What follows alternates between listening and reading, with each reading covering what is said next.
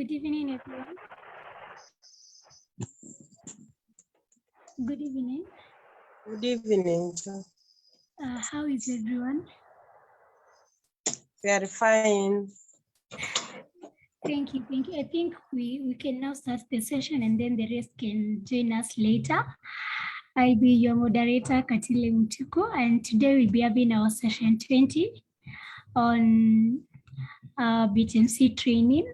Got 2 on the topic is natural labor and birth environment. And our speaker will be Dr. Sobra Salebreak, who is an obstetrician and a gynecologist based in Mombasa, and she's the co-founder of Gynegeski on Instagram. And I'm sure she has prepared something that is worth and something that will make us learn more on labor and how we can prepare for labor and giving birth. So because of time, we'll just start and the rest will join us. So welcome so much, our speaker. Thank you so much, Katile. I don't know if I'm audible to everyone just before we start so that we do not waste time back and forth in if I'm audible or not. Can everybody hear me? Yes. Okay. Very audible.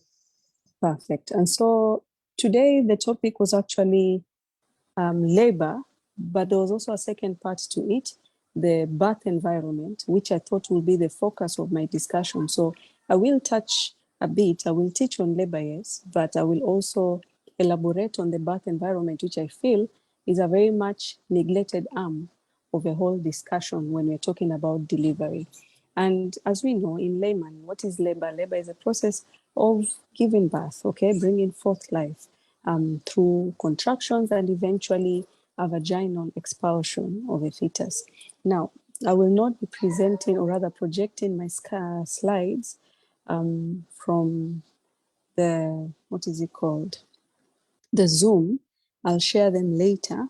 But when it comes to the birth environment, I will project a few pictures as we talk about it, and we'll make this a very interactive session.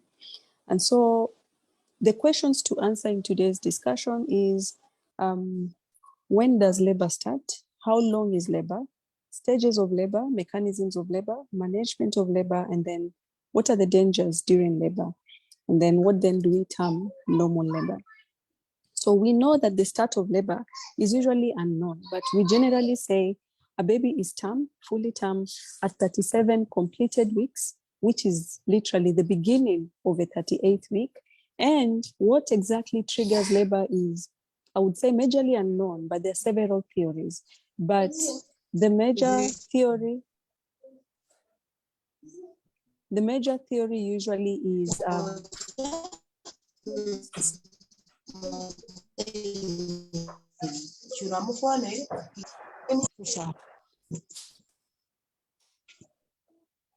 okay.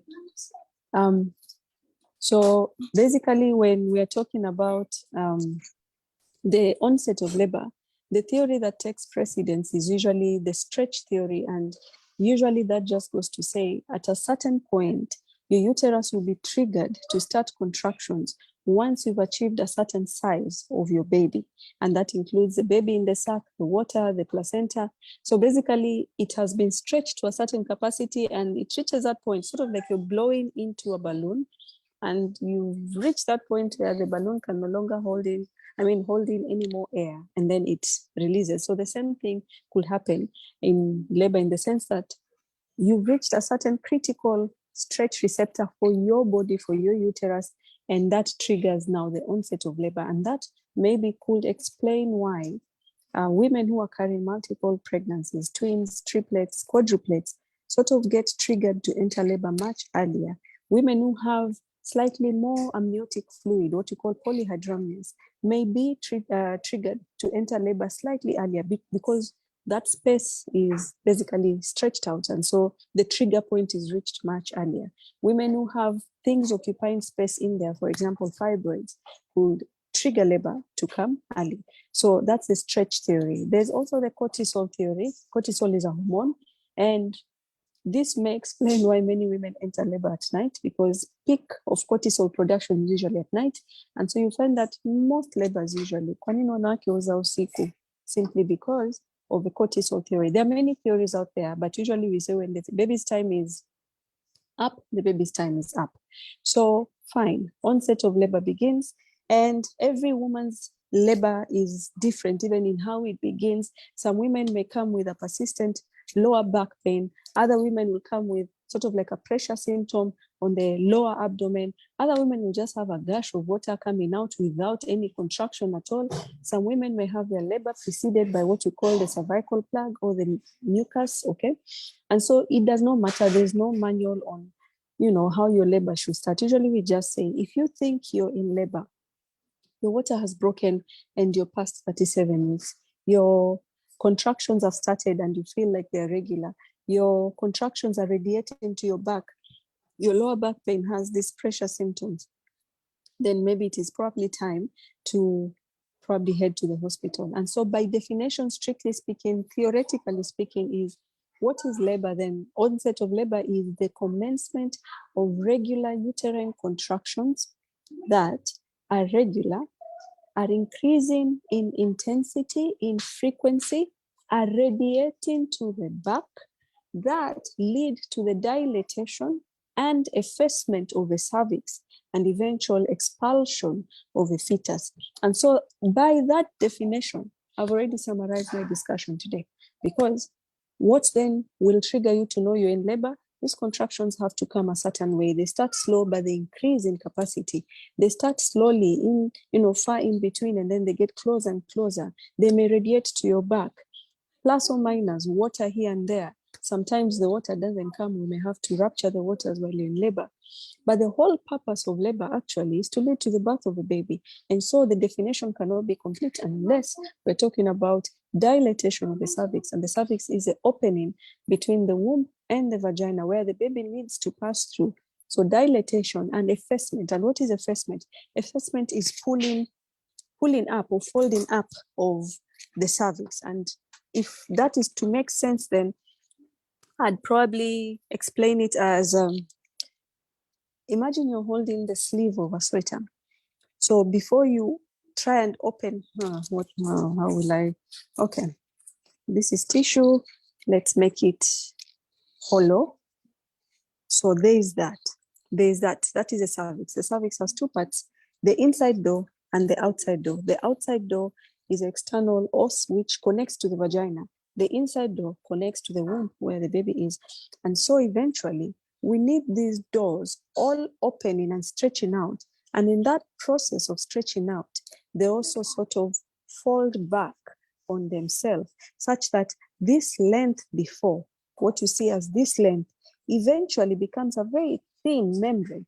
It has opened so much and there's no more length this way. So that is what we call effacement, because that pulling back and falling back is what allows the baby to finally be extruded out. So that is the whole point of labor, meaning we consider labor complete, natural, final, once the baby is out. So by definition. Labor has 4 phases, and so we have phase 0, phase 1, phase 2, and phase 3. Okay, and so phase 0 is where we say it's uterine quiescence. This is even before your body gets a memo that you might be in labor, like just before the onset of labor. We call that phase 0. Uterine quiescence is where there are no contractions. The uterus is still quiet, no triggers. Phase 1 is where now the body sort of prepares for labor. And usually I say there's a lot of behind the scene preparation in your body before your body decides to actually get triggered for labor. For example, the cervix in early pregnancy is very hard, so hard to the point where you touch it, it feels like the forehead. But the cervix was a woman who is, almost in labor, around 38 weeks. Should you touch it, it feels like that or like that. So what has changed? It has become softer. How did it become softer? Behind the scenes, biochemical processes there's even change of collagen type fibers from type 1 to type 2. And so all those things are happening behind the scenes quietly, even before the labor starts. We are preparing for this baby eventually. You may have to stop me in case I am moving too fast. I'm not making sense or I'm not audible. Okay. Does someone type in the chat box? Are we okay? This is usually the hardest part of presentation. Sometimes you feel like you're talking alone. We're okay? No, we're okay. Perfect. All right. So that is phase one. Phase one, where we have the behind the scenes preparation. Then phase two, now we are talking about the actual process of labor, and we'll now enter that majorly. And then now phase three is where now you recover from the labor and the delivery, what we call the post-parturient period. The mother has given birth, the body is sort of taking its time, usually around 3 hours after delivery, until now the body can come to, I will not even stop there, just a minute. Hi, I'm on presentation. Close the kitchen door. Thank you. My kids are shouting all over the place. So those are the phases of labor. And what is the aim of labor? The aim of labor is, number one, to achieve a healthy, normal delivery of a child. Number two, to recognize and treat potential complications that could occur in labor. And that then brings us to the principles of management of labor. And they're basically three. You want the mother to be safe, you want the baby to be safe, and you have to also recognize the different phases of labor. Okay, so you cannot, keep everyone safe if you do not know where you are on the journey. Good. So the mother safe, the baby safe, and the labor to progress as it should be. Okay. And so then what is normal labor? I know we keep saying normal labor, but what things do you have to check off for us to say that your labor is normal? Number one, there has to be spontaneous expulsion of that baby, meaning asivutwe, no vacuum, nothing. The baby delivers itself just by maternal effort. Number two, one baby. So imagine if you deliver a twin pregnancy, even though vaginally, it's labor. Yes, you've delivered, you've had a vaginal delivery, but we don't consider it normal labor because by definition, labor is one child. The fetus or the baby has to be mature. And as I said, that is 37 completed weeks, 37 plus 7 days, which literally means the beginning of the 38th week. Anything between the 38th week and the end where your EDD was given to you, that is a normal mature fetus. The baby has to have presented by the vertex, and the vertex is a part of the head, meaning if your baby comes by breech is where the baby comes legs first or bum first. Yeah, well, sometimes you can deliver, depending on the facility you're in, but we still don't consider that normal labor. Normal labor, the baby has to have come by the vertex. Through the birth canal, vaginally, meaning if you had a cesarean section, yes, you've delivered successfully, but it was not considered labor. Within a reasonable time, there are timelines in your labor, and I shall get into the details of that, without complications to the mother and without complications to the fetus. Those are 8 things. You have to check off all the 8 things for us to say your labor was normal, okay? Good. And so there are factors that may influence our labor, and we usually summarize them into initially what used to be 3 P's, but now we actually added some, and now it's 5 P's. So we call them the 5 P's of labor. Number 1, there has to be power. And what is power? The contractions. There could be no labor if there are no contractions pushing the baby down. Number 2, the passenger. And who's the passenger here traversing the canal? That's the baby. And so the baby has to be the right size. The baby's body has to be the right size for the woman's birth canal. So we are matching things like the baby's skull to the mother's pelvic bone, so that if there is that feet will pass, no feet will not pass. There has to be the passage. So we've talked about the baby. Now we're talking about where will the baby pass. And so those are the pelvic bones usually. It has to be sufficient to let out a baby, okay? And so sometimes you may have a woman having a narrower canal, and we call that CPD, and so labor may not progress normally. The 4th is usually placenta, because depending on where the placenta is attached, if a placenta is attached on the lower segment towards the exit or the door, how then shall the baby exit the womb without pressing on the placenta, which then will bring about complications? And then finally, and I feel the most important of all the P's, is a psyche or the psychology of a mother. And there's a lot of study going into this and a lot of research that has gone into it. And I usually tell my women, if you're not mentally prepared for labor, chances are utakwama njiani, because it takes a lot of mental fortitude. It is not even a physical strength to go through labor. It is sort of like a mental strength. At some point, you may have to dig deeper than you may have expected. At some point, you may have to fortify your mind, fortify your body. And so it all starts here. Once a woman gives up here, forget about it. Nothing will translate down. Once a woman is not prepared mentally here, nothing will happen down. And this then will bring us to a topic which I usually want to talk about, but somehow there's no avenue to talk about this, which is Lamaze and how to prepare a woman for labor and delivery, because we concentrate so much on the scientific bit, but we forget the soft skills of labor. How does a woman breathe? How does she control her pain? How does she control her emotions? How does she control her environment for her labor? Okay, good. And so then let's talk about the actual labor, which then I'll divide into several stages. There's a first stage of labor, and then there's a second stage of labor, there's a third stage of labor, and there's a fourth stage of labor. First stage of labor, we are having contractions, but there's no baby being pushed out. And I usually say first stage is divided into two bits: the latent phase of labor and the active phase of labor. And we generally, according to old WHO documents, we have been using the dilatation of the cervix to mark who is where.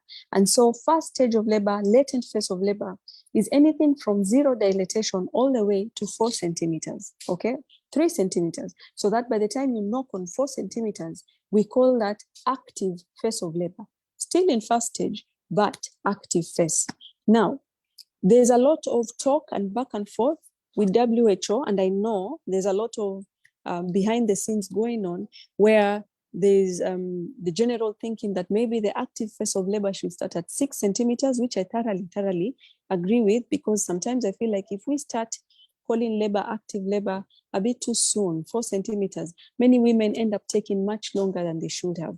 There are general timelines to these stages. For example, latent phase, it is generally accepted anything between 3 to 12 hours is accepted, depending on, is it your first baby, your third baby? So depending on your parity.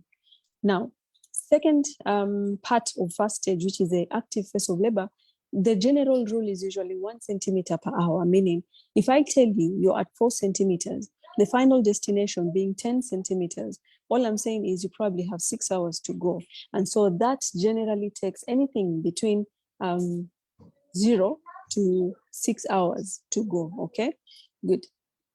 The second stage of labor is where actually we're delivering this baby. And so it is the point where we're actually expelling. Some people can go ahead and further, classify into 2, where there's a propulsive and the expulsive stages.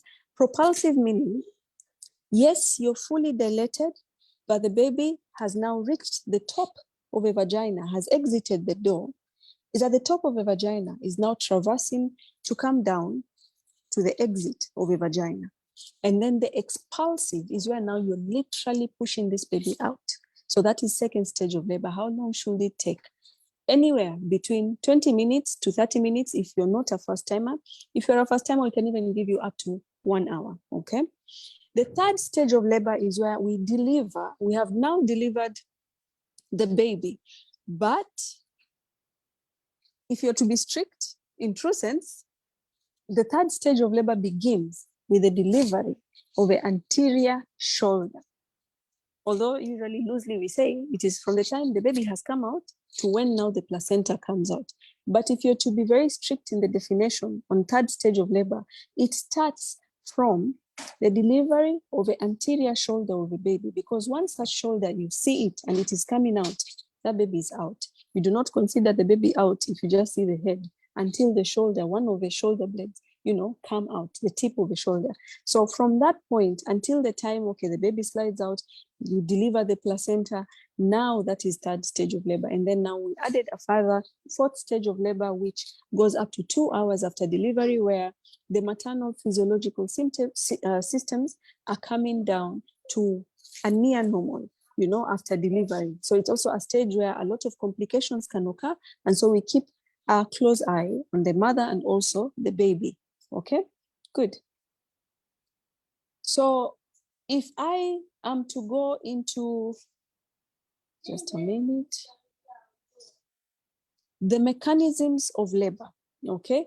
There are three things that usually we consider. I may not enter the details of because I feel like that is entering obstetrics proper, but I will highlight on two, which is a lie and then the presentation. And what is a lie of a baby? This is the general length of a baby in regards to the long axis of a maternal abdomen.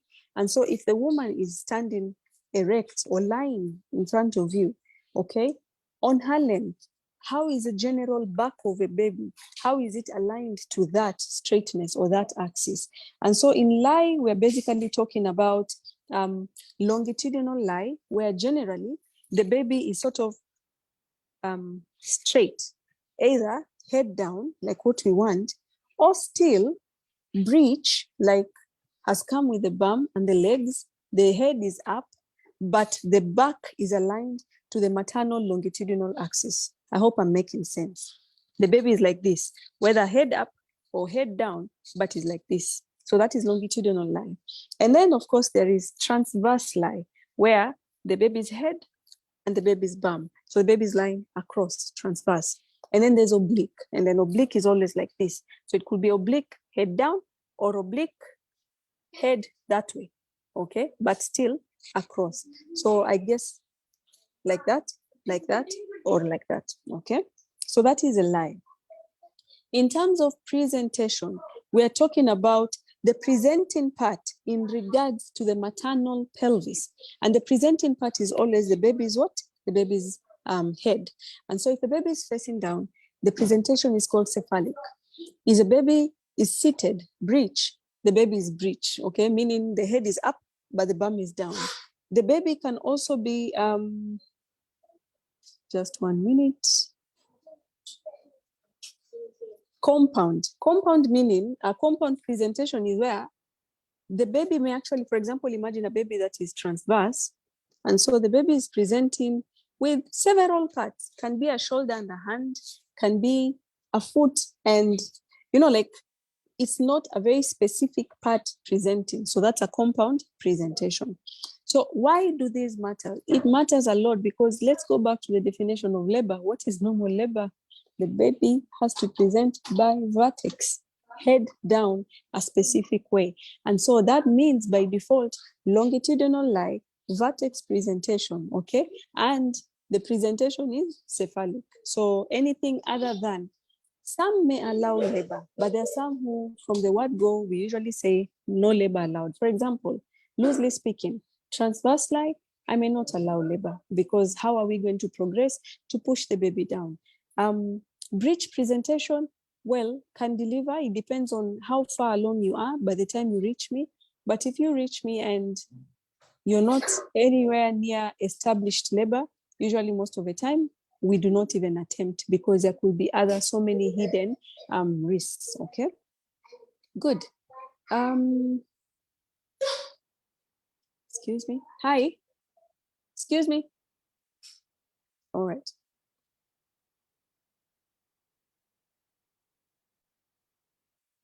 Good. So we've covered mechanisms of labor. We've covered presentations. We covered everything else. We are going to talk briefly about the vaginal examination, which, as I realized, most of my women actually dread. And is it a necessary part of your labor process? Yes, unfortunately or fortunately. And I usually would like to say that when a doctor is examining you, when a nurse is examining you, it's not just putting the fingers inside. I can point 10 things that are actually examined every time someone puts their fingers in you to establish. Number one, are you dilated? Number two, where is your cervix? Posterior, anterior, central. It matters a lot how quickly your labor will go. Number three, how is the effacement? Remember I said the effacement is a pulling back. A nicely effaced cervix allows for a delivery. A cervix that is remaining rigid and long and is not pulling back and letting the baby through, probably we may arrest later on. I'm looking and touching at the baby's head. How does that head feel? There's something called molding. Does it feel like that head is actually squashed and is trying to fit between the maternal bones? That is molding. Number 2, caput. Actually, not number 2, like number 5 or 6. What is a caput? It is where the head starts to sort of swell, forms like a kanundu, which sort of goes beyond the baby's head. And that just tells you that this head is trying to pass. The contractions are there, but the exit is not allowing the baby out. Number 3, the actual presenting part of the head. Is a baby presenting by occiput or the anterior or the posterior occiput? I'm feeling also for the bones because I'm touching the cervix, yes, but I'm touching your bones on the side, your hip joints and all that. And I'm feeling, okay, this pelvis that is in front of me, does it feel like it can, let the baby out? Those are like more than 10 things. I may feel for the membranes, okay? And once you feel for the membranes and there's enough room, you're even allowed to do what? To rupture the membranes. Look at the color of amniotic fluid that is going to flow out. What is the normal color that we want? A clear, okay, amniotic fluid. That tells you everything is going on well. Should you see a red tinge, then okay, fine, where are we bleeding from? Should you see anything green, okay, fine, maybe the baby is passing poo-poo inside. What exactly could be going on inside? If the membranes are ruptured, you're also trying to feel, is there any cord presenting around, okay, this baby? And there is a situation where the umbilical cord, which is that loop or the string, kitovu, aswa, can come before the baby's head and so may get trapped between the baby's head and the maternal pelvis. And so if that loop sort of gets trapped like that, we may lose the baby. And so we call that cord prolapse. That is an emergency. Remember, part of labor is also picking complications and quickly addressing the complications. So every time an examination is done, usually it is not just to cause you discomfort, it is just to assess several things. Are we progressing well?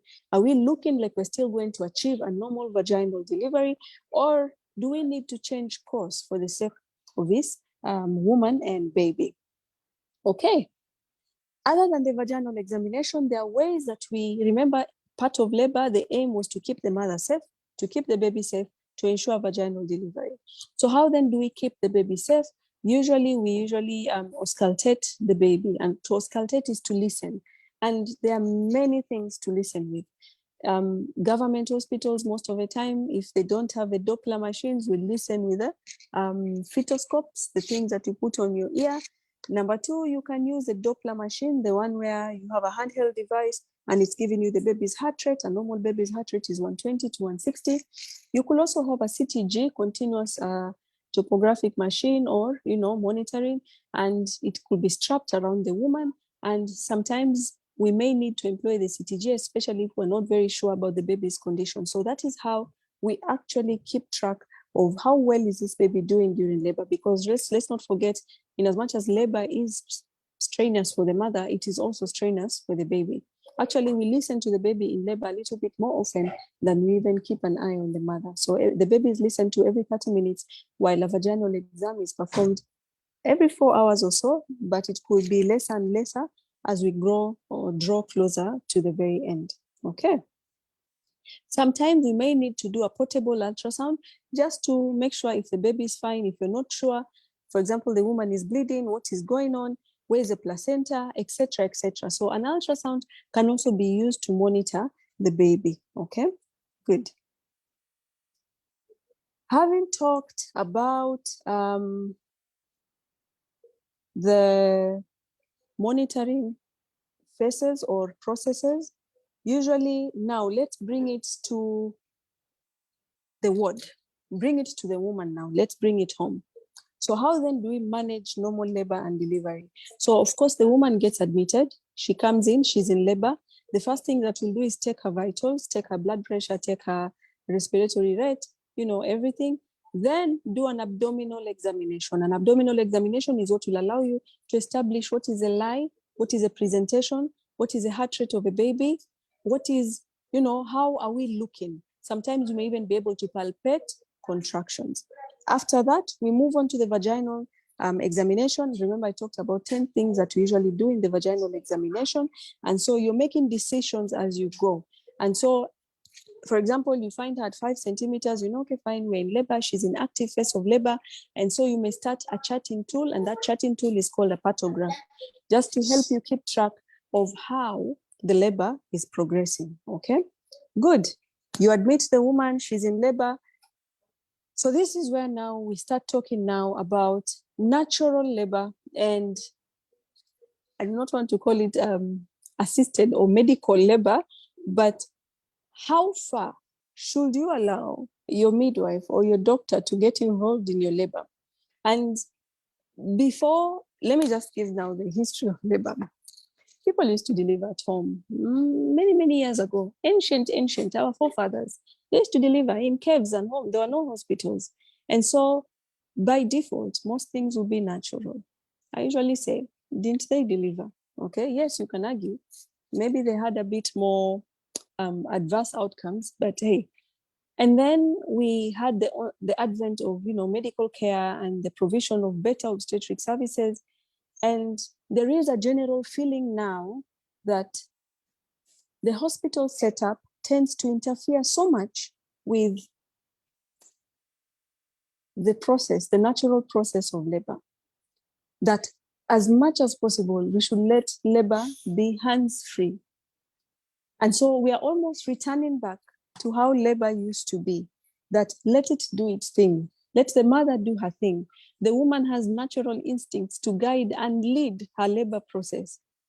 So then I throw this back to the house, because here I'm not speaking as a gynae, I'm speaking as a woman and as a medical worker, not necessarily a gynae. How much is too much? And then how little is too little? Where do I step in? Where do I make it safe? And then where do I say, Swabra, you're interfering too much? Let the woman do her thing. I'll give examples. Sometimes we may need to accelerate the process of labor if we feel like, the contractions are not adequate enough. But what if they're not adequate enough because you've not let the woman relax into the labor, okay? The hospital setup by itself may not exactly be the most favorable. There are bright lights everywhere. So we're going to talk about the birth environment. That's why I'm very passionate about it. There are lights, harsh lights everywhere. The woman is almost like a specimen. You're lying, you're examined. This nurse, next shift, gyna, mara, mama, fanya hivi. She's pulled out of experience. And we know a relaxed, peaceful environment sort of triggers the natural hormones, the oxytocins, that allow for natural, very quick progression of labor.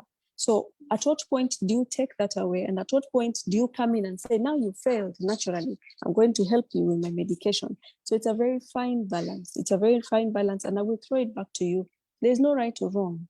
Okay. The whole point of us having all these inventions was to keep mother and baby safe most of the time. We've saved more babies now with these inventions. But then again, have we predisposed more women to alternative ways of delivery? For example, cesarean sections as opposed to vaginal deliveries, whereas probably if given more time, given more space, they would have gone ahead and pushed, but we sort of rushed things because we have this need to time things, to keep things under control, to keep things under timelines. I'm just throwing it out there, okay?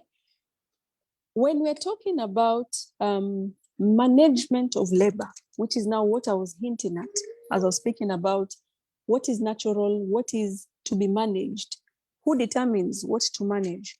I usually say we go back to basics. And what are the basics? Know the stages of labor.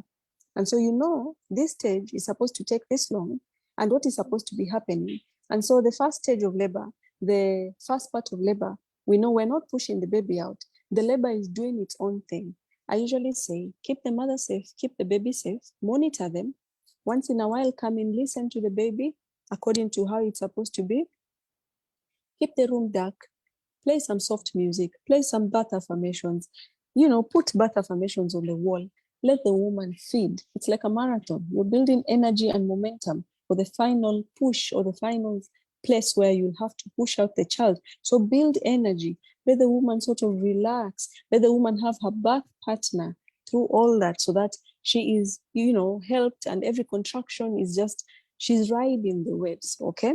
Number 2, once we're in active phase and the contractions are coming in a bit faster, a bit more predictable, a bit harder, this is a part where now, if you are in a facility that can offer pain relief, I know I'm not, we are going to soon start epidural, but if you're in that facility, probably this is a time to offer that.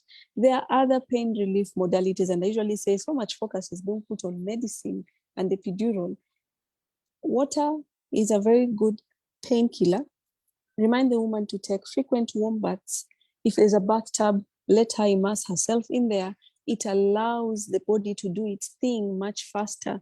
The pain is controlled much better. If she has a bath partner, the nurses there can help massage her back. Scents can help in soothing the woman, calming the woman down. Some women talk of grounding, that in labor, you're better off barefoot, okay? Not in shoes or lying on the bed. You're better off moving, distracting yourself. So many things can be used as pain relief here. There's no one size fits all.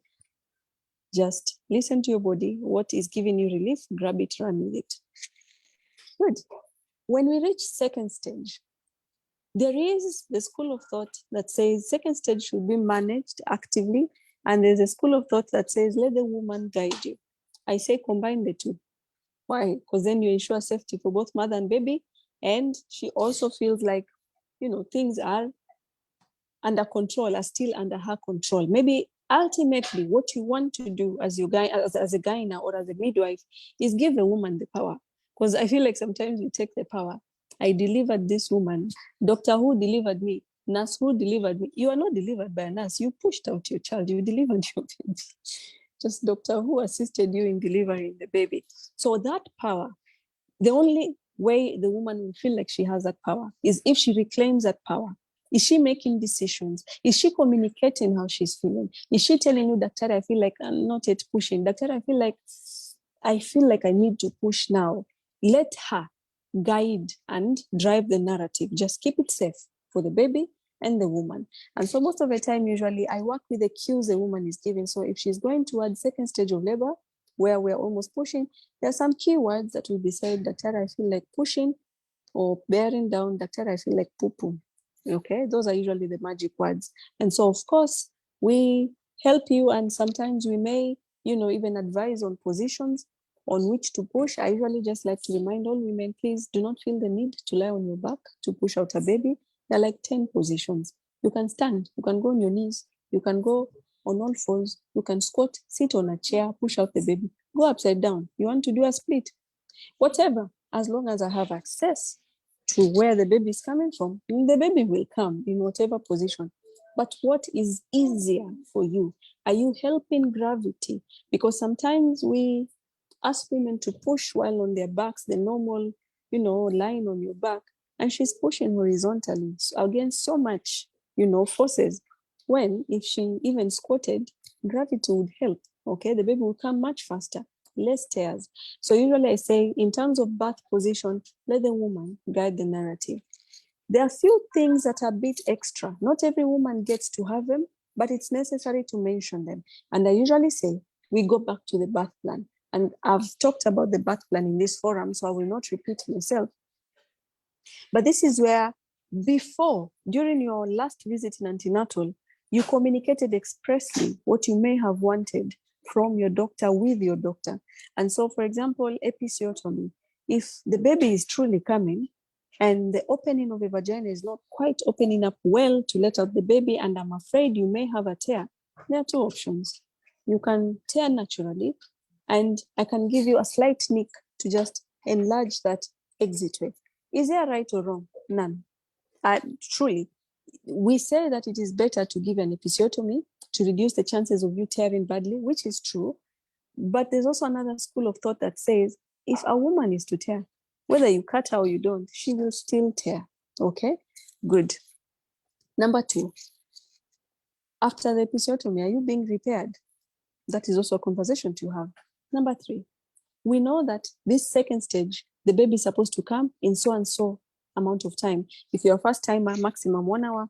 If you're, second, third, 20 to 30 minutes. What if the baby takes longer? What if the problem is actually just energy? Like mama hana nguvu, like anasukuma na mtoto hatoki. Na tunaona kweli mtoto ataanza kuchoka hapa. At what point do I say enough is enough? And I, for example, vacuum the baby out. And by vacuum, I mean attach a device on the baby's head. And as you push, I'm pulling from down. And so the baby then is delivered. And that will save you going to theater. How much intervention do you want? How much is too much? There's no right answer. That's why there's a birth plan. The birth plan is also a legal document for the medical practitioners. Please, as a nurse, as a doctor, do not employ, maneuvers. Do not be a hero. Let the woman decide what she wants, because everything has a good and a bad side. And so should you do this, there's a repercussion to that. And if the woman comes later and questions, you did this, can, what you did have led to my baby acting like this? Was there consent? That's the whole purpose of a birth plan. So basically, that's the management of a second stage of labor. Management of third stage of labor, if you remember my definition, it is beginning from the delivery of the anterior shoulder to delivery of a placenta. Again, schools of thought. Do you let it do its own thing? Like let the woman just be there and then the placenta will deliver itself?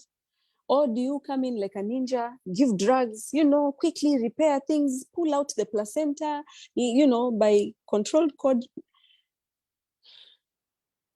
We call that either passive or active management of labor. WHO states that we should practice active management of labor because it reduces several complications that could occur after birth, biggest of them being what? Bleeding. But again, you will get the patient here and there who's a little bit more enlightened and say, Daktari, let my body do its thing. Before, women didn't have these drugs and the placentas delivered. We have goats at home delivering kids and the placentas deliver themselves. I don't see anyone giving those goats medicine. So when you have such discussions with your patient, I usually say, just make sure by the time you're making decisions, you're all coming from an informed point of view. And if you listen to each other most of the time, you will not fight. The problem comes in when one is trying to impose their views on the other, either from a point of feeling like they know a lot or from a point of actual ignorance. Okay, good. Fourth stage of labor, which is now the recovery for the mother. The placenta is out and it is the next 2 hours where we want the baby to start latching. Quickly bring the baby in, let the baby attach, let the mother, be warm, let the mother start resting, give something, a warm drink. You're actually monitoring the vitals. And the vitals here include the blood pressure, the respiratory rate, saturations, and people forget the pad. The pad has to be looked at every 15 minutes. Let the woman go pee, let her show you the pad. Because if anything is to happen, usually it happens around that time. If you're to get what we call postpartum hemorrhage, which is one of the complications of labor, usually you get them around that time. So that is a time to closely monitor this woman. And I think without going into very many unnecessary details, in terms of labor, because we're just speaking about labor today, allow me to close it there, that labor ends on the fourth stage of labor, and if you're to call your labor natural, it has to have met the 8 criteria, because I've just seen a question here. Can you consider a preterm birth labor, a preterm baby delivered vaginally labor? No, the baby has not met one condition. The baby has to have been term. A term baby is 37 completed weeks. And so a vaginal delivery is not normal labor. It can be the same if the baby has met, or the mother has met, or the labor has met all the conditions.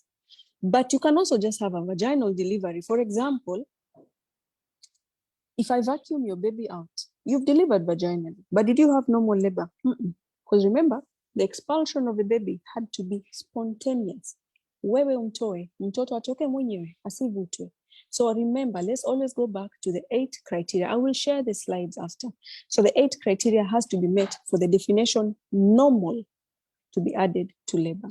Good, so allow me to share my screen because I'm sharing photos of, it's 1 minute. We're now entering the second part, which is now the birth environment. And I'll be very quick about it. Remember, I wanted to talk about Lamaze. And just quickly, Lamaze is, I don't know, can everyone see my screen? Can everyone see? Yes. Yes. Okay. Yes, I'm able to see. Okay. So Lamaze usually, these are classes that we start and we run them concurrently with your antenatal clinic. And again, developed by a French guy, obstetrician. was called Lamar's, Ferdinand Lamar's.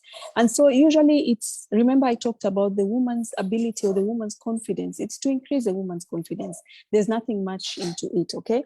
And so you're teaching the woman how best to guide her labor. Let her be the controller. Let her be the driver. Let us give the power back to the woman. And so how do you give a power back? Educate her, educate her, educate her. Let her know everything about her labor, every probable complication that will occur. Let her drive you, okay? I don't know. There are several things I wanted to share. Just a minute. Share photos, Lamar's. Because now I may have to go through, so birth environment. 1 minute. 1, 2, 3. 3, 4, 5, 6, 7, 8.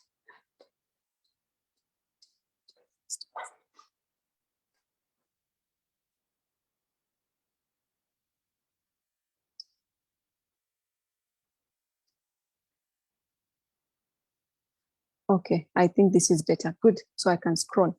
And so what does a class covers usually? Normal birth, and sometimes we encourage that the Lamar's instructors, the doulas, the midwives, the obstetricians who are running these classes, please use videos of real birth, msionge theory mingi, onyesha practical. That way you take away the fear from the woman. Yes, initially she'll be scared, but after that you show, you know, the woman what is lying ahead, and so she's better prepared.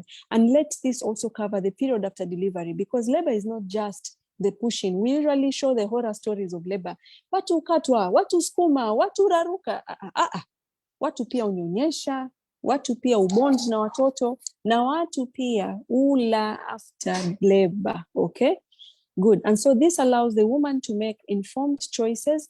You're teaching her how to control the contractions by focused breathing, other relaxation techniques that I talked about, walking, massage, change position, hydrotherapy, go take a shower, enter the bathtub, okay? Use all these things that are available, not necessarily medicine, okay? You also teach the partner how to better support her partner during labor, okay? Good. Remember, we talked about complications that could potentially arise, and so these complications are usually addressed in advance. Actually, even when the woman is taught how to recognize them. Imagine sometimes the woman will tell you, Doctor, I think I'm bleeding, and you may not have caught it. And so the woman will already have caught a complication. And so she saves, okay, a lot of time or a lot of morbidities. How do you initiate early interaction with the baby? Rooming in, how does she start breastfeeding early, okay? And so then, once we've talked about Lamar's, we've empowered this woman. Remember, we talked about the birth environment. We're talking about the birth environment. Which birth environment is best? You want to push where? In your house. We've seen a lot of influencers now coming onto social media and, you know, telling us how they delivered at home, how they did a water bath. And we're wondering, are these things available in Kenya? Are these things even legal? Are these things? Yes. These are all options that are available to you. But I usually say with options also come responsibility. So now let's talk about the responsibility part of it. You want to deliver at home? Perfect. How do I make it safe? And that is the only thing. How do I make it safe for you to deliver at home? And so in parts of the world, it's usually a very legal thing to deliver in the house. And I would want to include Kenya as well. We do allow home births, okay? And we do allow the midwife to attend to your birth. So you're not delivering yourself at home. That one is not a home birth. That one is you doing your own madhukudanio. The midwife or someone trained in childbirth has to be there, a doula, a midwife, okay? Or a gynecologist, okay? So why home? I prefer it. The several women who have delivered at home under my care, the woman is in her comfort zone. The woman is in her familiar environment. The bed sheets smell of your perfume. The room is familiar. You're not in a strange room full of bright lights, feeling like a specimen, being observed by everyone, okay? All the people you may want present, nyanyako, mamako, sisterko, all the people that love you are there to give you all the support that you may need. You have your music, you have all your favorite things. Please, if nduma gives you joy when you nibble on it, there's nduma at home. If music, your speaker is there, everything is there. Please, you control your environment, okay? Good. Once a baby is born, once a placenta is born, okay, usually the midwives will leave once they've established that you're safe, you're not bleeding, and you and your partner and the baby can continue. Of course, we'll ask you to come for visits later on in the hospital, but usually they'll keep checking on you just to see, have you latched, okay? Are you breastfeeding well? Is everything okay? It's not like they're abandoning you, but the whole point of you delivering at home was actually just to make sure you're in your safe space. And so why are we crowding it as practitioners once you've delivered and you're safe? So we leave you to your peace, we leave you to your joy. Now let's compare that with hospital births. Again, whenever we're driving the conversation about home births, water births, hospital births, there is no right or wrong. Okay, hakuna right or wrong. And I get very angry because there's a lot of conversation that is happening now on home births and water deliveries. And it has become this big topic of hospital births belonging to obstetricians and home births belonging to midwives or doulas. We are one team. At the end of the day, we are after one intention, and that is to deliver a healthy mother, to keep the delivery safe for the mother. And so if you feel as a woman that, I do not feel safe medically at home, a hospital birth then may be for you. And so if you choose to pick epidural, for example, you need all the medication, please numb all the pain. Please numb it away. Akunanga certificate, no certificate will ever be given. At now, this one has suffered a lot of pain, give her this certificate. Never. We do not wear our pain as medals. And that is a take-home message for me. No trophy in pain. Okay, good. A birth plan may better, involve the woman. Usually, even though you're delivering in the hospital, please have a birth plan. Make decisions for yourself. That way you feel like you own the birth and it has not been taken from you. Okay? So, yes, over the recent past, so many conversations have happened and people are pushing towards a more natural birth. Like, akisitake ya madawa mengi, mara umeexaminiwa, mara you're being, told to lie on your back. So how then do we join the comfort of home birth and the safety of a hospital birth? Okay, how does a woman then feel like, okay, I'm having something close to what I have at home, but I'm also feeling like I'm quite safe because I'm in the hospital. So then the advent of birthing suits has come up. And again, birthing suits do not have to feel sterile and hospital-like. We can customize them, make them feel like home. You bring the things you feel will make you comfortable, while I bring the things that will make you safe during your labor. And a doctor or medical staff are usually still present, but the room is set up to create a natural and a nurturing environment, okay? The rooming in, all those things that you do after birth, they are done routinely, and usually there are no corners cut. You feel like you've owned the birth.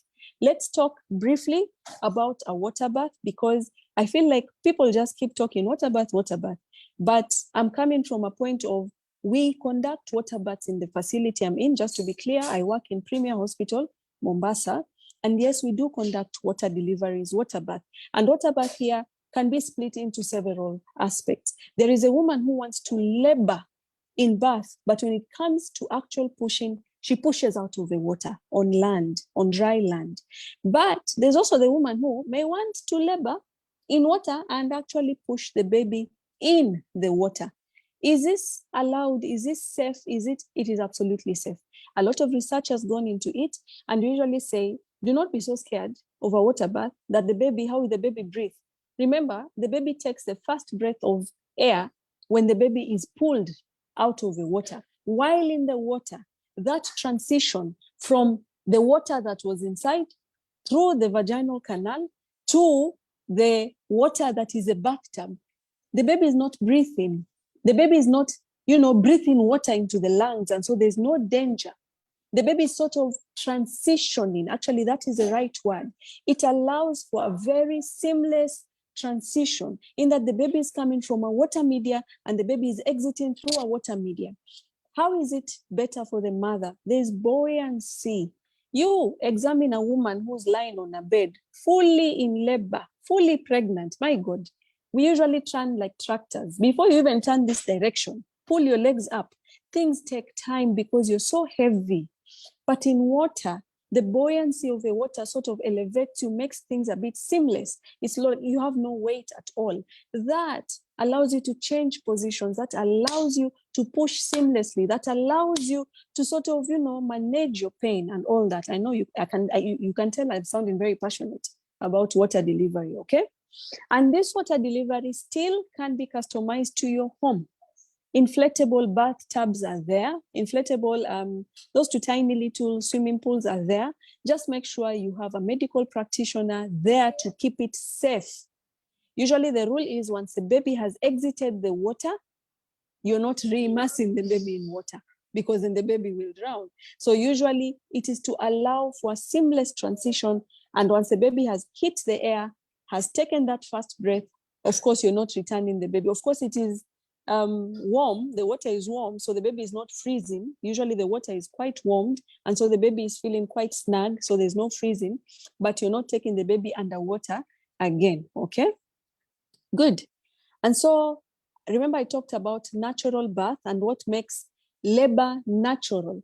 But now when you're talking about a natural birth, the act of actually birthing, this is keeping it low tech, okay? Meaning you're letting the labor take its course. And as well as I was explaining the management of labor, I tried to compare the active management and the passive management. Passive management is what will be akin to a natural birth, letting events unfold naturally without the help of medication, nothing like epidurals, nothing like sijui episiotomies, nothing like some other drugs that you usually, employ. You limit the number of times you tell a woman to, lie on your back, I need to examine.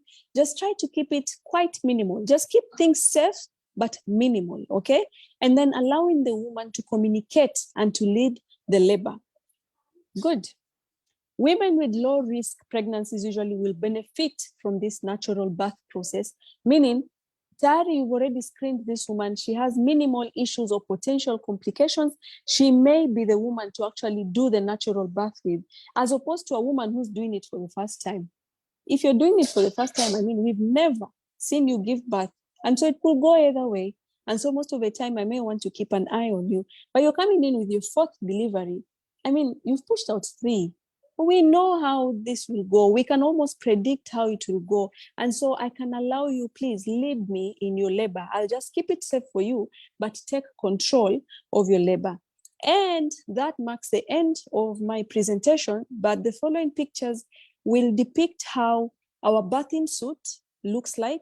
And so we have a normal maternity. And so usually a woman can come in, normal hospital admission, come to my maternity, we'll push the normal way women push, if you want medication, like it's a normal maternity ward. And then now we have birthing suits in our facility. And this birthing suit comes together with the water bath amenities. And so as you can see there's a chair that the partner can sit in. Also keep the partner safe. At the farthest corner, remember the rule is engage all the 5 senses. The 5 senses are touch, smell, sight, okay? What else do I forget? Hearing, and I forget the last one. So there's usually music in the background. There is usually what you see there lighting up is us controlling the lighting, is us controlling the smell. That was eucalyptus burning in the background, okay? There is a Lamaze ball, as you can see, or the labor ball, which allows the woman to sort of bounce the red thing you see. There is a trolley, and I think that is a very important aspect of our room. In as much as we're allowing you all these luxuries, we're also keeping it safe. I can do my things. I can pick up complications even as you go on. There is a delivery bed, and on the wall, it is not by mistake. Those are not just anything. Those are charts. Those are birth affirmations. Let her go around the room. Explain to her where she's reached. Explain this is latent labor. This is now active labor. This is now you almost pushing. This is where we are. As she sees where she is, she's identifying with that, she's calming down. And so from a side, so you can see the delivery bed, the further side of that room. So I zoomed in on that. The diffusers, the smells. Please remember the woman is hydrating through her labor. Those are scented candles, okay? This is a lounge, and this is very important. Remember, the woman is not coming to deliver alone. She has a whole community with her. She wants her mother with her. She wants her birth partner with her. How are they supporting her? Are they singing there with her? Are they just sitting there?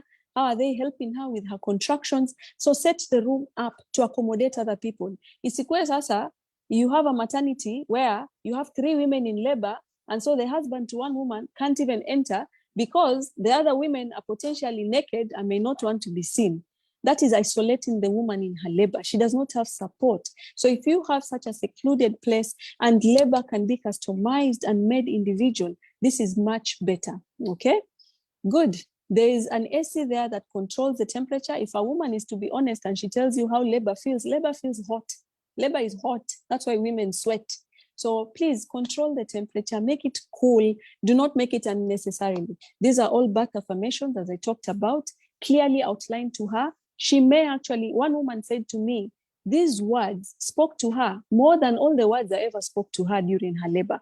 So they were encouraging her that now you're here, what you're feeling is like this. It means we are going here. And so it made sense that she was going through what she was going through and there was an end point, okay? Good. Let's move along. There we have our nurse. I will highlight her. She's called Nurse Julie in Premier Hospital. And here she was assisting a patient through a contraction. You can tell she's doing a back massage. Okay, that's the same thing. That is the same patient still in labor. In the background, you can see the parent to the patient. And this is Julie reminding the woman to keep walking, even through a contraction, to keep breathing through it and sort of like squat, you know, and remember to keep moving, okay? Now, let's go to ancient times, because sometimes we talk about these things and we're asking, hey, Dr. Swabra, aren't you making it too fancy? But remember, women delivered at home. This is a woman in her bedroom. Hata amekewa bed sheet hapo, avute, akisukuma mtoto. And so these are the same things. Imagine, we also tie a kikoi in this bathing suit.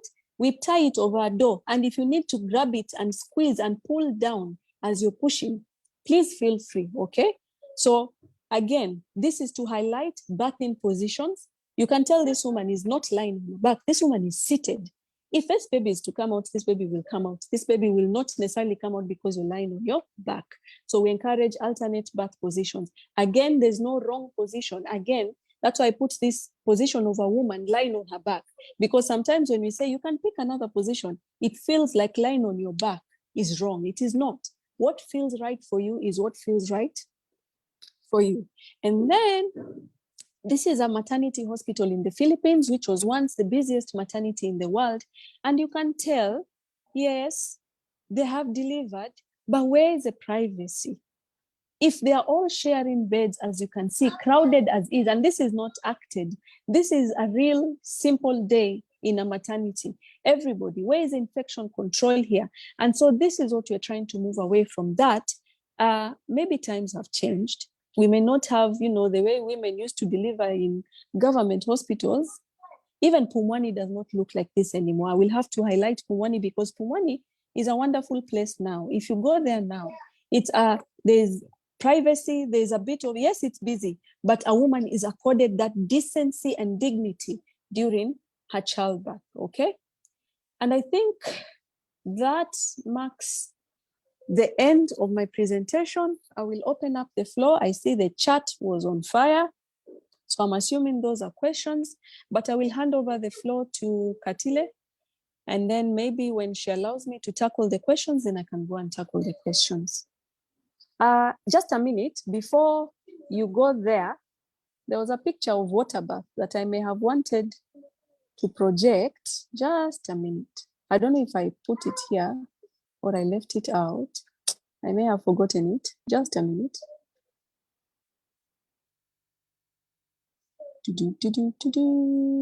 Okay, so this is a picture. Can you see that, everyone? Yeah, you can see it. Good. So that is water bath. And water bath, by the way, haina magic, ni bathtub tu, na maji imekwa, na ni maji moto, si maji moto ati mpaka inatoa, you know, like to skin a chicken. No, it is room, the temperature you would have when you're taking a bath, like a bathtub. Okay, so it's not so hot, it's not so cold, it is just, you know, right. And that is dependent on the patient. Kwa Kiswahili watu wasema guvu guvu. Guvu guvu means not too hot, not too cold, it is just right. And so as you can see there, those bubbles you're seeing, that's shower gels and power gels and all the nice smells. And I can tell you for sure, this woman progressed quite quickly. Actually, her labor went much faster, simply because maybe she was not realizing the contractions she was having, because the water was quite soothing. You can see the shower head that is detachable. That comes very, very much used, usually in the thick of labor, where your back is on fire, because usually contractions feel like they're breaking your waist behind. And so if I switch them on full jet and I, aim them at your back, it's sort of like a continuous massage. Is the water bill high? Yes. And that is why such a customized bath will definitely cost you slightly more. But I would like to also challenge, policymakers and insurance holders in this setup, because I know they're there. Maybe this is the time to start having conversations towards providing packages for women, okay, for such, because labor should not be a fight. Labor is a beautiful, beautiful experience. And that marks the end of my discussion. Thank you very much for lending me your ear. Well, thank you very much, our speaker. That was a very wonderful presentation. I just saw someone wrote that she wants to come to give birth at the hospital. That was Joanne. So I think we have really learned a lot, and yeah, surprising enough, the presentation is giving an highlight of like the labor, the bad side you see it, but it seems to be a wonderful process if only you're in a good facility like at your place. So I see we have a lot of questions, so I think we'll just questions. I'll just read them to you. Okay. We have Teresa is asking several questions. Can there be natural birth in preterm birth? No, it does not. The natural there has to have a baby. I don't know what she's asking. Can there be a vaginal delivery? Okay, I've seen the question, so I'll go through it. I'm trying to dissect it. Can there be a vaginal birth in a preterm baby? And preterm is anything below 37 completed weeks, which makes it 38 weeks. So you can deliver a baby at 37 weeks. But is that a natural labor? No. It has not met one criteria. The baby has to be fully term, 37 completed weeks, okay? So can you have a vaginal birth? Yes. Is it a natural labor? No. So is it advisable to deliver in cord presentation? I would say 95% no, 5% yes. I will explain my answer. You have been with me. I examine you and you have more than 30 minutes to go. Your dilatation is not so much. Like, I know you're not about to deliver and I can touch the baby's cord and that baby is alive. I will take you to theater because I know the next thing is we'll lose that baby. If I touch that baby's cord and that baby is alive, because usually you feel the cord pulsating. But I also know in the next 15 minutes, you're about to push. I may gamble. And this year, there's no textbook rule. It is the gyna making decisions. And that is why we take responsibility for our actions. But the other side to it is a woman comes in and the cord had already fallen out. The baby is dead because most of the time the baby will die if nothing is done quickly. So the baby is already dead. She's in labor. I will avoid theater. If she can give birth, please let her give birth because now she's already lost the baby. Why are you giving her a scar to take home with? And so most of the time, your decision is guided by how has this woman come? How far along is she? How much time is left? Is this baby alive or dead? The decisions are as per patient, okay? Number one, isn't 1 hour in premise quite long, keeping in mind that there may be complications with the baby? Well, again, you also don't want to rush. And remember, the complications are being, checked. How am I sure that the baby is quite safe? I'm listening to the baby, even in your time that you're pushing. It's not like I've just forgotten about the baby. I am listening to the baby. Every time I keep listening to the baby, is the baby still fine? Yes, the baby is fine. Please give her time, because a prime gravida's body, a first timer, she has never done this. This body has no memo. I feel like sometimes we rush it too much. Most times it doesn't take 1 hour, but should it get to 1 hour, by the time it's coming to 1 hour, you should have a plan B, and plan B here usually either includes a vacuum or theater, but there should be a plan B. So you're not just seated there waiting. Is it 1 hour yet? No. You're keeping track. How is the baby? How is the mother? Are there complications? No, we are still okay. Give her a chance. Do we have everything on standby? What is our plan? That's how we think as midwives and gynecologists. Good. Can laboring for long interfere with the baby, like cause death? Yes and no. Remember, as I said, the whole point of labor is to monitor the mother, monitor the labor, monitor the baby. And so you can't say you're monitoring labor, mother, and baby if you let the baby die. So can the labor take longer? Strictly speaking, yes. I usually say diseases don't read books. All these timelines we've talked here, a mother can come to you and she delays and delays and then delivers a very normal baby. Who are you to rush her?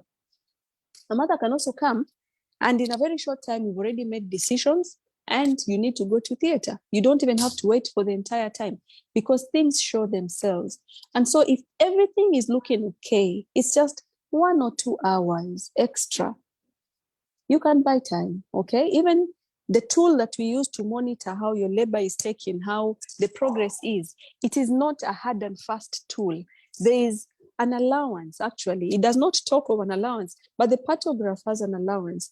There is where you should take action. There is where you understand the alert line. So all those places are just allowances to allow you that, hey, you're starting to take time, but you may not rush to theater. There is 1, 2, 3 that you can do. So yes, a woman can take more time. Diseases don't read books. Our bodies don't respect theory. For ground, vitu ni different. But is a baby safe? Is a mother safe? Is a labor going in the right direction? If the answer to any of this is no, you're better off changing mission, aborting mission, okay? When do we induce labor and will that be considered as natural labor? Induction of labor is a whole topic, which I'm sure Katile usually has in her whatever, because there are so many reasons why you can induce, but usually the most obvious, most common is a woman who has passed her due date and has also exceeded the extra days we give her. So we may say, we have tried to switch on this car. It has not switched on. Can we jumpstart it? Usually that's how I call induction. We're just jumpstarting your car. It has refused to switch on with the key naturally. So can it be considered natural labor? In the strict definition of natural labor, no. Remember, natural labor is spontaneous onset of labor. Good. Does long labor cause cerebral palsy? No, no, and no. And there are newer studies now that point and heavily think that cerebral palsy may be a process that may even be antepartum. The pediatricians will talk about it in length, that sometimes you have a baby, yes, with cerebral palsy, yes, but the damage was not during delivery. But to answer your question, can damage occur during labor that may cause cerebral palsy? Yes. And usually the cues are there. The baby tells you it's not okay, it's tired, the heart rate is not okay. The CTG that you're using to monitor the baby is not quite normal, but somehow the woman is just let to go and go and go and go. So if things are not done according to plan, then maybe yes, it can predispose. But I'd like for the take-home message to this question be that cerebral palsy is not just a factor of your labor. More cerebral palsy babies, the damage to the brain was already a process that started antepartum. Antepartum meaning even before labor, while you're still pregnant, okay? Good. Can one have a normal delivery after a C-section? So the way this question has been asked, we're assuming a C-section is not normal. So I'm assuming the question here should have read, can one have a vaginal delivery after a C-section? That's usually the correct way to say it, because then we make C-section look like it's abnormal. So can one have a vaginal delivery after C-section? Yes and no. What we call that is vaginal birth after cesarean section, or trial of labor after cesarean section. There are the women who meet the criteria. There are the women who don't meet the criteria. It is an entirely whole topic. I will direct you though to our page, Gynageeks Kenya. We have done an entire video on who qualifies, who doesn't. Maybe just go and check out the page usually. You'll find most things obstetrics gynecology. I'll tell Katile to leave or to type out the handle to the Instagram page, Gynageeks Kenya, okay? Good.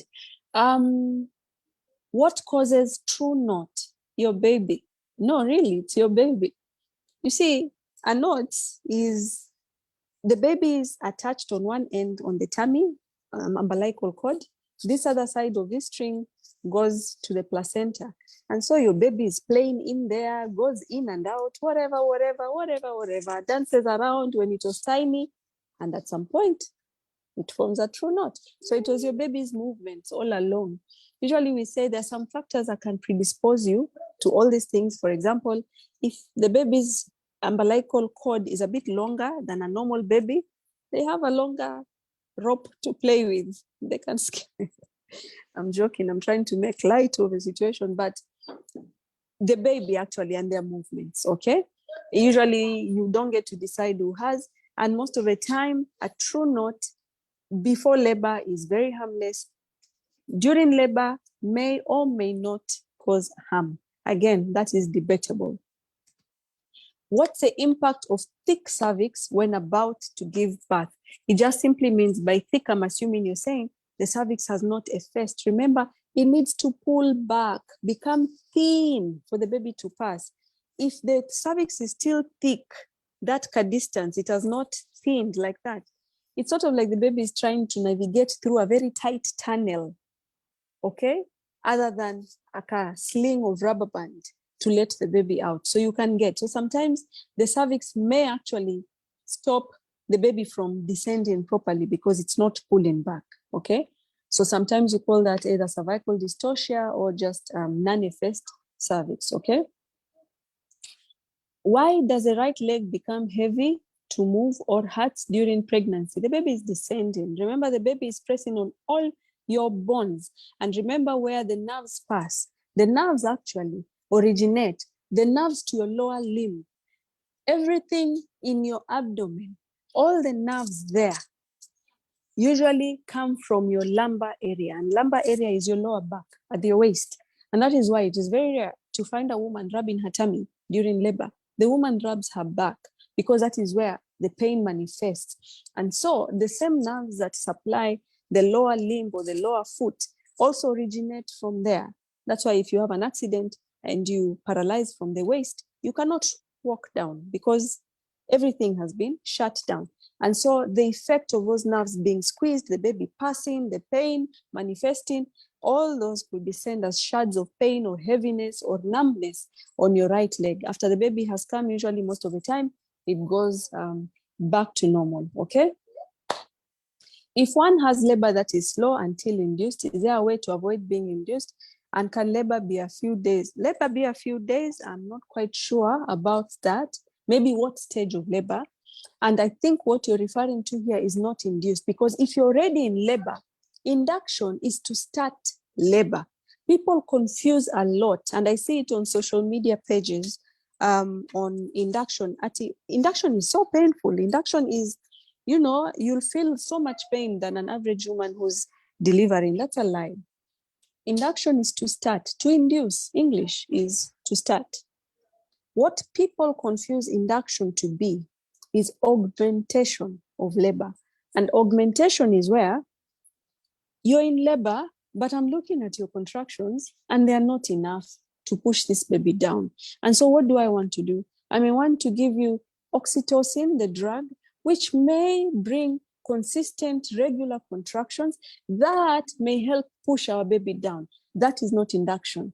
It is usually a drip of water, maji ya uchungu. That is augmentation. To induce will either be a gel, a tablet under your tongue, in your vagina, but the drip of water, that is augmentation. So is there a way to avoid you being induced? Well, if you have labor and your labor is sufficient, no one will no one will augment your labor. But if it is not, and then we delay in the timelines, then we're at a risk of entering theater. As I said, it's not the doctor to make that decision alone, it's also you. So where exactly would you rather than that we delay, enter theater, or we induce, we augment, give you enough contractions, the baby comes? It's a discussion, okay? Someone said water bath, giving birth inside the water, yes. Is there a temperature that should be maintained or applied during water bath? As I said, a comfortable temperature to the woman, and I usually say that is lukewarm water, not cold, not hot, okay? So it's not room temperature, it's just slightly above, like the temperature you enter when you're doing or taking a bath, okay? Wow, I feel like coming to deliver from your hospital. Babies are very expensive. Have you seen the prices of Pampers? Just be sure you want a baby. Now, if you do want a baby, please come and deliver from my hospital. We're ready for you. About water bath, is it recommended in swimming pools and beaches? Also, no. Public places, remember, contamination. If it is your own entire swimming pool, how many liters of water are you potentially contaminating with blood and all, versus using a bathtub, versus using an inflatable pool? And that is why the most common is usually an inflatable pool. But I will highlight some communities like the Boa Boa, Brazilians. Like in ancient times, a woman in labor used to be taken to the ocean, and she would labor in the ocean, in the water, with the waves helping, and she will deliver there in the salty water. Well, if you read, I read a lot, by the way, I read about labor a lot. It used to help, and that actually was the origin of water bath. Do we do beach, salty water to deliver babies now? I don't know. Is it safe? I don't know. Would I do it? Hell no. Okay. I like to keep things safe in as much as I also like to keep them nice. Okay. No attendance form. You'll ask Katile, and thanks for the reply. Karibuni, everyone. And I think that's the end of all the questions.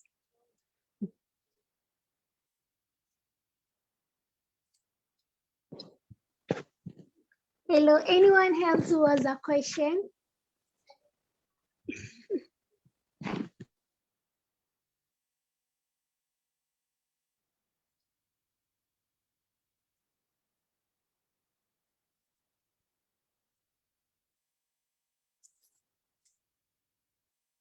Guys, I've understood.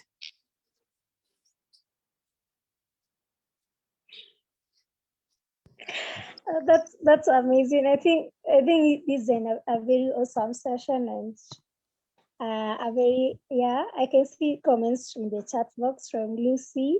Very, very dedicated session. Ali saying thank you for the wonderful presentation. Okay. Karibuni. Maybe I can give Mercy to say something and then to end the session. If she can unmute.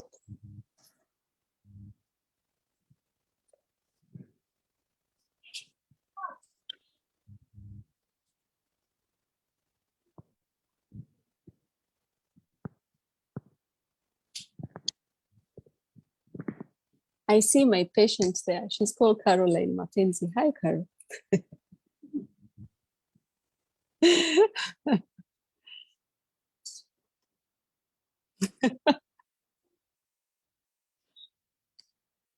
Thank you.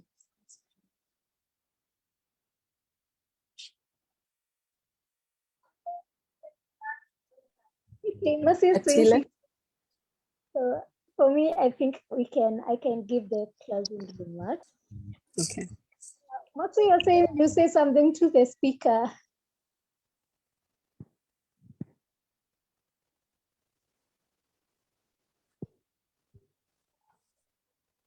I'm saying I've learned a lot. Thank you. Hello. Hi. Okay. I'm Mercy, the SRH coordinator. Thank you for the session. Though it was not planned to do it earlier. Okay, in May, you were supposed to do it in June, but we say thank you that you managed to squeeze your time and have the time to train the participants.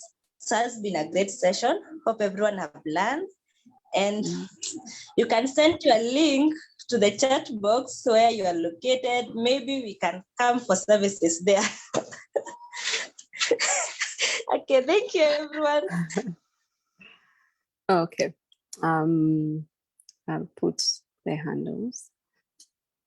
You're welcome, everyone. May we all have positive birth experiences. Okay, Kenya.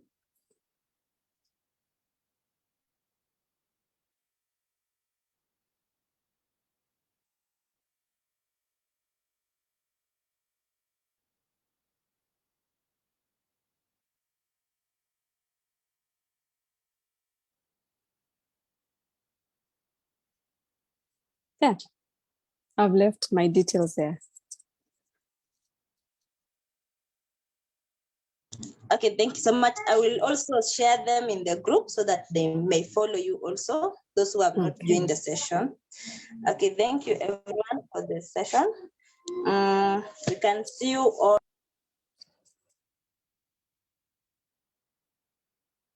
on Thursday for another interactive session. Thank you. Thank you too. Have a good night.